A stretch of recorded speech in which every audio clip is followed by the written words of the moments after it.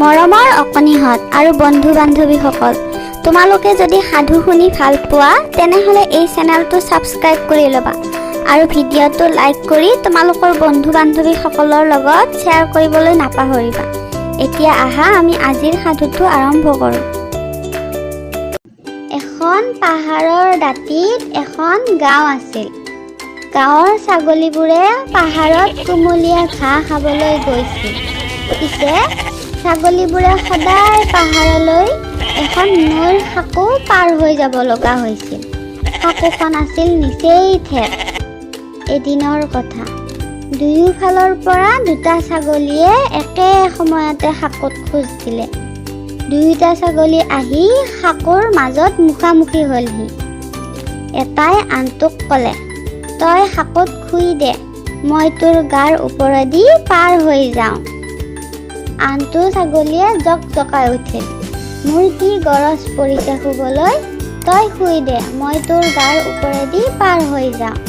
এনেদৰে দুয়োটাৰ মাজত কথাৰ কটাকটি চলি থাকিল। দুয়োটা ছাগলীয়েই গোৱাৰ গোবিন্দ। এটাইও হাৰ নামানে। আগ পিছ নুগুনি দুয়োটাই থয়া নথয়া ৰণ কৰিলে। যুঁজৰ কোবত দুয়োটা ছাগলীৰ ঠেং পিছল খাই জপককৈ পানীত পৰিল। নৈৰ সোঁতে ছাগলী দুটাক কোনোবা ঠাইলৈ লৈ গ'ল। মূৰ্খ ছাগলী দুটাই অবাবত যুঁজ কৰি মৰণ মাতিলে। আন এদিনৰ কথা, সেইদিনাও দুটা ছাগলী দুফালৰ পৰা আহি সাঁকোখনিৰ মাজত থিয় হ'ল। সাঁকোখনি ইফালে তেনেই ঠেক, পিছুৱাই যাবলৈও উপায় নাই। কি কৰিব এতিয়া সিহঁতে ভাবিব ধৰিলে। এনেতে এটা ছাগলীয়ে আনটোক ক'লে, সখী, এটা কাম কৰা যাওক, মই সাঁকোখনিত শুই দিওঁ, তুমি লাহেকৈ মোৰ গাৰ ওপৰেদি পাৰ হৈ যোৱাগৈ।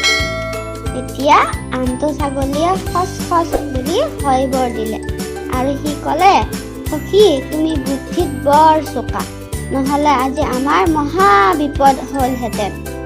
লগে লগে এটা ছাগলীয়ে সাঁকোখনিৰ ওপৰত শুই দিলে, আনটো ছাগলী তাৰ গাৰ ওপৰেদি পাৰ হৈ গ'ল। জ্ঞানী লোকে অবাবত কাজিয়া কৰি সময় নষ্ট নকৰে।